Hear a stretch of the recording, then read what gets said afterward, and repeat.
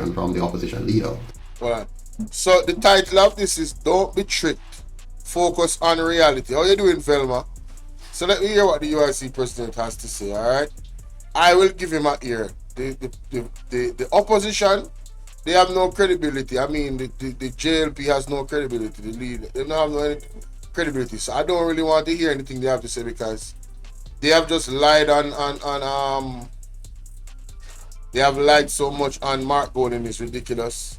And I think he came out with the ether where his British citizenship is concerned. So Velma, big up yourself. Yes, Velma, you actually catch a live. Guys, remember to like and share. Alright, let's go. Hi, good day, my fellow Jamaicans. You have heard the presentation from the opposition leader, and I have one thing to say about the presentation, about the budget presentation, coming from the leader of the opposition, following on the presentation from the spokesperson on finance from that same opposition, and the Minister of Finance from the governing party. It's very important for us to understand what we're hearing. The opposition leader has spent the time, given that he's being paid by taxpayers to do so, and he has the resources of his position as a funded party in the House with ministers who are being paid. He has taken the time to collect and gather all of what he's hearing from groups like the UIC and other interest groups like the Maroons and the Rastafarians and civil society across Jamaica and persons within and without his party and long-standing gripes that the Jamaican people have had about various issues. So he has worked behind the scenes to gather all of this information, much of it, by the way, extracted from the policies and ideas and plans of the UIC, and he has presented it as his own without reference to the source of this new inspiration. I must admit that his presentation was well done and came across quite nicely and quite believable. You could feel like you could trust him and trust his party, except for the fact that we have 80 years of history from which to draw on to help us with our assessment of the gentleman and his party. The mere fact that he chose to join one of two organized criminal gangs to pursue his political aspirations, and that he has played an integral part in some very serious matters concerning the policies of the PJ Patterson Omar Davis administration, which led to the banking crisis and the FinSac debacle and the loss of many businesses and jobs and the destruction of the Jamaican economy, is a matter that we should not take very lightly. The fact that he has never once clearly articulated the fact that the system is the problem and not the various nice sounding promises which he has made and which we all can make. Any politician can tell you that they're going to create heaven on earth. Any politician can tell you that they're going to address the needs of seniors, address the needs of the disabled, address the need for lower cost energy, address the need for water, address the need for proper roads, address the needs for justice, address the need for constitutional reform. Any leader can tell you that. But what you really want to hear from a leader is that they truly understand the core and fundamental problems. And what we heard from the opposition leader, his spokesperson on finance, and the Minister of Finance so far is a clear indication that they have no intention whatsoever to fix the core problems. And because they're not committed to fixing the core problem, then nothing else that they say is of any value. Now, it is very important for us to remember one thing from my presentation this morning, and it is this. Any party at all, which promises you to do for you tomorrow what they could have done for you yesterday, should not be trusted. I'll say that again. Any party which promises to do for you tomorrow what they could have done for you yesterday cannot and should not be trusted. What the opposition leader and the leader of the sitting governing party and their team will be trying to do and are trying to do is to get you to forget reality and focus on the possibility. Now, the time for that was in 1944, when we got the right to vote for the first time from those who took away our freedom. The time for that was in 1962, when we got a chance to write a new constitution and forge our independence. Today, the time is very different. It is for us as a people to reflect upon our past decisions and the decisions of those who have led us thus far. And when you look at the 80 years of those two parties and where they have led us so far, which is into a trap of significant debt, a massive debt burden that denied us the resources we needed to make Jamaica into a first-class country some 30, 40 years ago. Instead, they borrowed, wasted, and stole billions of dollars from us, and then they sacrificed us to pay it back. During this time, they passed many legislations. It's easy to pass legislations. It's a very different thing to make the intentions of those legislations come to pass. You can say you're going to pass legislation to protect the vulnerable and the poor or the elderly, but just passing the legislation does not mean you're going to end up with properly designed and well-built sidewalks, with well-designed and well-built roads, with a competent, caring, and respectful police service, or a healthcare system that you can trust and one which you can depend on to give you proper healthcare in a timely manner. So passing legislations, whether it is in housing or in some area of the economy, does not mean anything if the governance structure is such that it will lead to massive corruption, massive waste, and massive mismanagement at the end of the day, which leaves you as a taxpayer to pay the taxes, whole heap of taxes, while not receiving quality and appropriate government services. The UIC is therefore committed to not siding with either of these two colonial parties. It's very tempting for everybody because you want better. And so it's easy to look to what currently exists. But remember, they're being funded by the PSOJ oligarchs to trick you. They're being funded by the PSOJ oligarchs to fool you.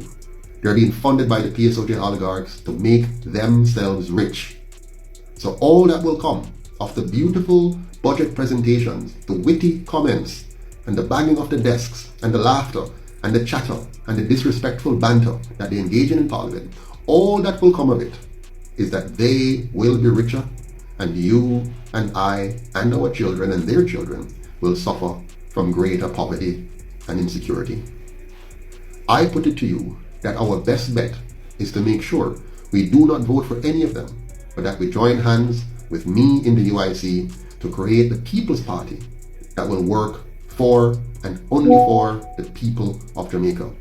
We must be a party that is owned by the people, controlled by the people, to work only for the people. That is the purpose of the UIC. That's why it was created, to be the People's Party. Of course, we're not where we want to be yet, because you need to catch up with us. You need to join us and help us.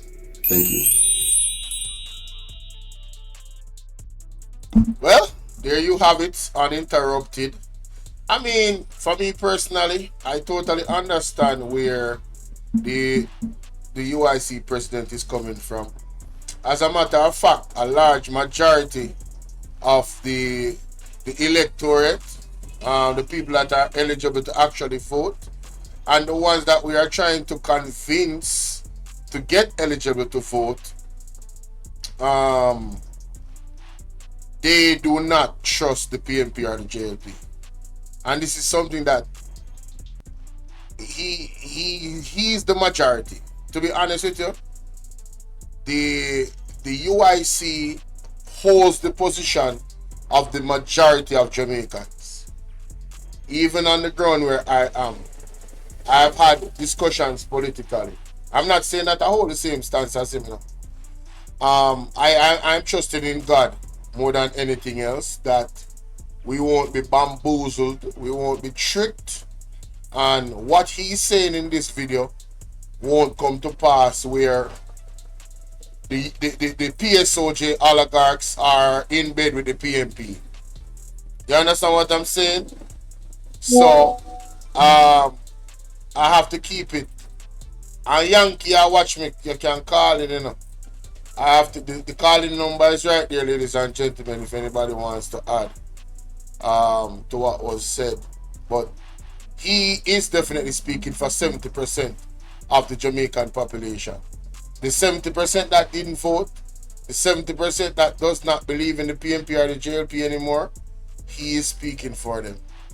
What I think Mark Golden has done is he has rebuilt the trust in the PMP in terms of their support base, and I dare say that he has also garnered some of the trust of who we would 10 years ago consider die-hearted JLP supporters, because Jonas has been so horrendous in being the prime minister.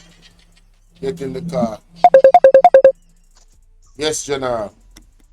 Blessed my Lord, top of the morning to you, because you don't know how to do it already. We say let's give Almighty thanks and praise for another awesome day. And we say no distraction, my Lord. No, we say no distraction because we don't have no time for the for funky thing. Pon the network. You see me, I say no, give certain individual the opportunity to embarrass themselves, But don't give them too much of your time. Because this UIC geezer, him get the opportunity to do him off to do. And at the end of the day, him broke down. It's like you drive a vehicle from out of Rockford, go to Pernell Charles Arcade, and it broke down at Bellevue. If you make a run, make sure say your vehicle in order. Make sure the individual them you roll it up to date. And start come and chat your mouth full of one bag of nonsense. But my lord, you see the way me upset right now. I have an individual me have go give a 1-2. Okay, I behave like him, I'm put on my BLF uniform. But UIC a waste of time, my lord. You see me I say, come on, know where I come with. What is he coming with? Yeah, hear me, Sir Bolo? Yeah, Me listen go to you. try Yeah, get listen to couple. you. Me go get couple endorsement for you, because I have some individual me go link, some OG. And I go want them knock up your thing and keep your kitty in order. So, you hear me? Yeah, man. But I save my energy. More Yes. knockings. Keep doing the right thing, my lad. All right, Yankee bless boss. out. Respectfully. Yes, Boom. sir. Yes, sir. And that is what we do here on the platform, ladies and gentlemen. Because I mean, Yankee stance. Me totally understand his stance as well because of the issues that went down with the UIC. I mean, a lot of people are holding it against them, and I can't tell them to not hold it against them. To be honest with you, but the fact still remains that what I've said just now, it still stands.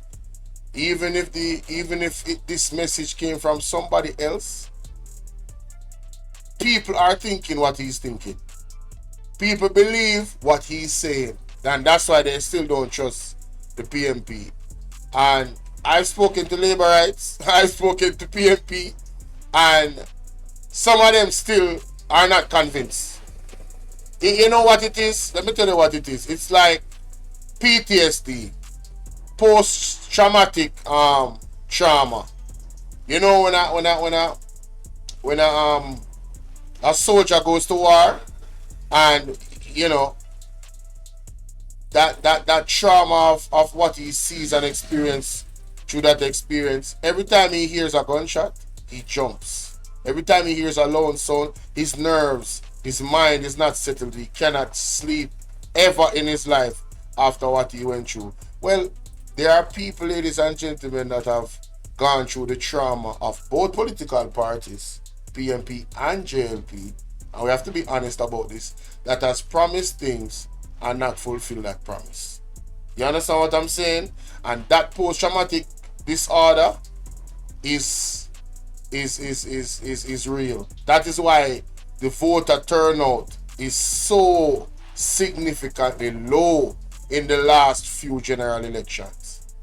And I think we have to come to grips with that being a reality. It may be a reality even in the next general election coming up, we might still see a low voter turnout. As much efforts that we have given to really speak to the people, and because we have to get out Andrew Holness. That's a fact. I've always maintained that we have to get out the JLP. And I'm probably one of the only flaggers that has maintained that there is more than one option. It's not just the PNP. I have always said that. Always said that. Alright? So, you know, me always say, give the UIC opportunity on this platform. You know, although the people them feel the way they feel about it. And I have to say, I haven't covered the UIC in months. I haven't done anything about the UIC in months. And, you know, to their own, you know, they have to do some work to make an impact and make a push in the community. Although, you know, their issue is the funding, because they are not funded by the PSOJ or any, you know what I'm saying, entities like that. Their funding comes from the people. They have a Marcus Garvey model. You understand? Their funding comes from crowdfunding. Velma says, okay, I don't think Mr. Golden can be measured on the scale of past leaders, since he, like the president of the UIC, offering himself as a leader of a party for a very first time. Trust Mark Golden. That is the sentiments of Velma. And Patrick says, it's good to hear on this platform. Good to be here on this platform. Big up my sister and brothers that woke up alive this morning. It's a blessing. Big up yourself, Patrick. Alright. So that was our impromptu, ladies and gentlemen. I did not plan to go over that. But I came across the video and I said, listen, let me check it out. So let's continue. Let's go to the interview with Mark Golden and Andre Stevens now. See? Hey y'all, please remember to hit the like button. I know y'all come in sometimes and y'all forget, but the main thing, man, y'all gotta hit the like button, man, and share the live stream. Come on now, stop playing. Support. The like button is free, heard?